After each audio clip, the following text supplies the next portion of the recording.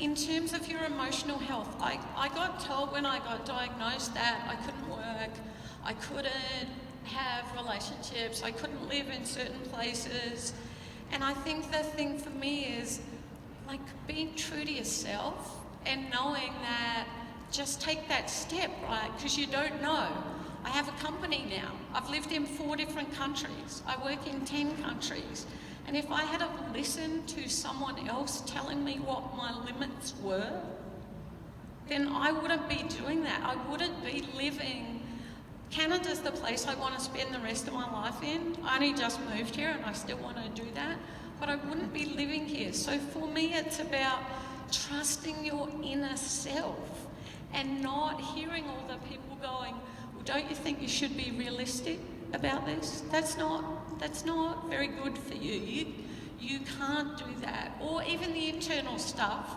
And I've started referring it to as the skeptical hippos, both internally and externally, that they're there telling us that. So, like, trust your inner gut, because you actually know, but you often bury that. The other piece for me, I think that's really important, is start talking about it. Can I just have a show of hands? How many people in here have a mental health issue, have had one, or know? The other piece I want to say right up front is sometimes I'm a bit contentious, and I know that. And some people are like, shut up, we don't want to hear you, which is okay too, because it's all about self-determination for me and other people. But one of the things that I have heard at times is that people think I'm kind of anti-peer support in some places.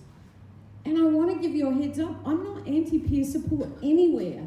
Whether it's voluntary in a self-help group or whether it's based in a really clinical setting, what I am is absolutely, it's got to follow the values of peer support. And what's today the coolest thing to talk about, I think, is how do we stay true to peer support? How do we stay true to the Mental Health Commission values and be in those settings?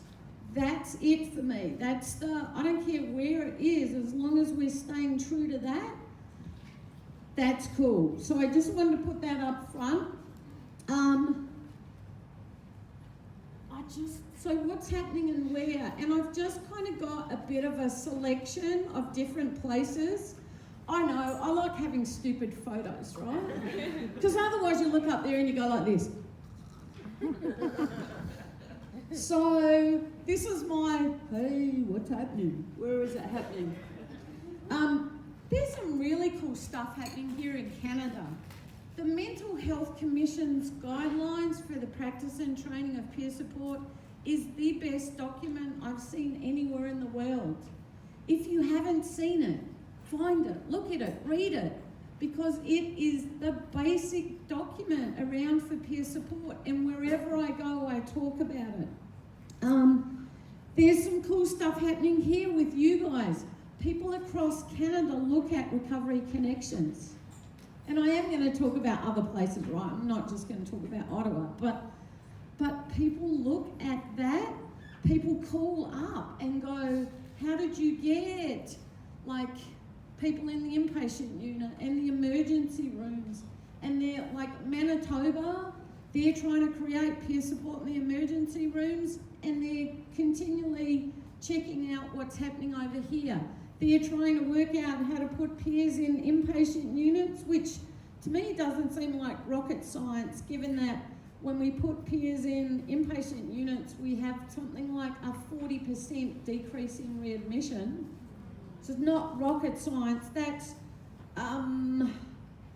an independent study in New York. It's a study in Wisconsin. It's a study in Tennessee. One of them was done in '98. 2 of them were done in 2011. And I'm going, if we have a 40% readmission rate, why don't we have peers in every inpatient unit? What the hell are we doing? Like, I'm not saying we want to get rid of other positions, but I'm saying, like, let's look at that as well, right? Like, we have, you guys, I think, have a cool thing happening today where you've got the guys from Horton, Mississauga, talking. You've got Jodie who's going to be here. You've got Betty Lou who hopefully is going to be smiling from her Zoom in Horton. But they got funding from their local LINs. They had 11 different mental health services, and they put peers into each of those. Housing, addiction services, general mental health stuff. I think there might be an employment one. And one of the cool things that they did there was have a centralised coordination that looked at what are similar job descriptions. How do we stay true to the values? The community of practice, which you guys have got happening here. They did a community of practice for supervisors. So that all the supervisors were getting to have conversations together about how do we keep this stuff on track? Because we get a little pressure from some of the services to be a bit more like everyone else in the services. So they did that. They set up a community of practice for managers. So there was a whole system of being able to try to keep the system true to the values of peer support.